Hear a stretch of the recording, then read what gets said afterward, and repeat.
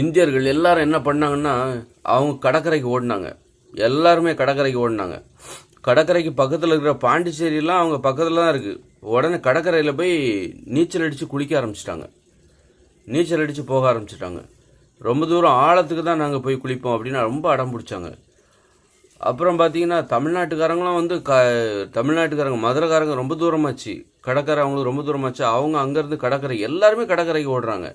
ஏன் எதுக்காக போகிறீங்க அப்படின்னா, நாங்கள் நீச்சல் அடிக்க போகிறோம், மீன்கள் கூட கொஞ்சம் போய் விளையாடிட்டு வரணும், சுறா மீனை பார்த்து ரொம்ப நாள் ஆச்சு, திமிங்கலமும் வந்து திமிங்கலத்துக்கு நாங்கள் லெட்டர் போட்டிருக்கோம், இன்றைக்கி வருவோம் அப்படின்னு சொல்லிட்டு, அதனால் கண்டிப்பாக அது கரையில் வெயிட் பண்ணோம், அதுக்காக நாங்கள் போயிட்டுருக்கோம் அப்படின்னா எல்லாருமே வந்து கடற்கரை நோக்கி, இந்தியாவே கடற்கரை நோக்கி ஓடிக்கிட்டு இருக்குது. கடற்கரையில் போய் சேர்ந்துட்டாங்க. வரிசையாக கடற்கரையோரம் இந்திய மக்கள் இருக்கிறாங்க. இருந்துட்டு வந்தவுடனே கையில் வந்து டிஃபன் கொண்டு வந்திருந்தாங்க, சாப்பாடு கொண்டு வந்திருந்தாங்க. சாப்பாடை பிரித்து சாப்பிட்டுட்ருக்காங்க. எல்லாருமே ஒரே டைமில் சாப்பிட்றாங்க. சாப்பிட்டு முடித்தோடனே கரெக்டாக எல்லாருமே 4 இட்லி தான் சாப்பிட்டாங்க. கொஞ்சம் சட்னி கொஞ்சம் இருந்தது, சாம்பாரும் இருந்தது. சாம்பார் கவர் ரொம்ப டைட்டாக கட்டிட்டாங்க. அப்புறம் அதை எடுத்துகிட்டு அப்புறம் போட்டு அப்புறம் வந்து சாப்பிட்டுட்ருக்காங்க. சாப்பிட்டுட்டு அப்புறம் வாயை கழுவிட்டு அப்புறம் போயிட்டு திரும்பவும் கரெக்டாக கொஞ்சம் குளிக்க ஆரம்பிச்சிட்டாங்க. குளிக்க ஆரம்பித்தோடனே போதும் எல்லோரும் குளிக்கிறது போதும் அப்படின்னு ஒருத்தர் மேலே போய் எல்லாருக்கும் கேட்கணும்ல, அதனால் என்ன பண்ணுறாரு, குளிச்சுட்டு இருந்தவர், கடலில் குளிச்சுட்டு இருந்தவர் மேலே போயிட்டார்.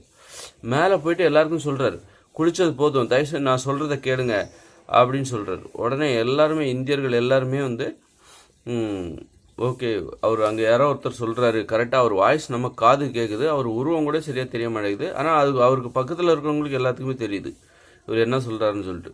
எல்லோரும் என்ன ஃபாலோ பண்ணுங்க, இவர் ஆகாயத்தில் முன்னேறி போகிறாரு, எல்லாருமே அவரை பின்தொடர்ந்து நீச்சல் அடித்து போகிறாங்க. ஆழ்கடலுக்கு போகிறாங்க. ஆழ்கடலுக்கு போன உடனே ஆழ்கடலில் இப்போ இந்தியர்கள் அத்தனை பேரும் ஆழ்கடலில் இருக்காங்க, நீச்சல் அடிச்சுட்டு இருக்காங்க, மேலே நீச்சல் அடிச்சுட்டு இருக்காங்க. இந்தியர்களை பார்த்து சுறாமீன்லாம் தெரிச்சு ஓடுது, பயந்து ஓடுது. திடீர்னால இந்தியர்கள் என்ன பண்ணாங்க தெரியுமா, டக்குன்னு தண்ணிக்குள்ளே போயிட்டாங்க, தரைக்கு போயிட்டாங்க, கடலோட அந்த தரைக்கு போயிட்டாங்க. அங்கே பார்த்தா டைட்டானிக் கப்பல் அங்கே தான் இருக்குது. அது எப்படியோ கடல் கடியில், அது எங்கேயோ மூழ்கினது தான், அது வந்து கடல் கடியில் அடித்து வரப்பட்டு இந்திய கடல் அடியில் இருக்குது. எல்லோரும் சரி அதெல்லாம் பார்த்துக்கலாம், அப்புறம் பார்த்துக்கலாம் அப்படின்னு சொல்லிட்டு எல்லோரும் கடல் கடியில் போய் படுத்து தூங்க ஆரம்பிச்சிடுறாங்க. தூங்குறதுக்காக தான் கடலுக்கு வந்திருக்காங்க. இந்தியர்கள் வந்து கடலுக்கு அடியில் தான் போய் தூங்குவாங்க.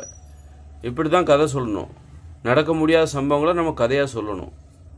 அதுதான் கதை சொல்லுகிற கலை.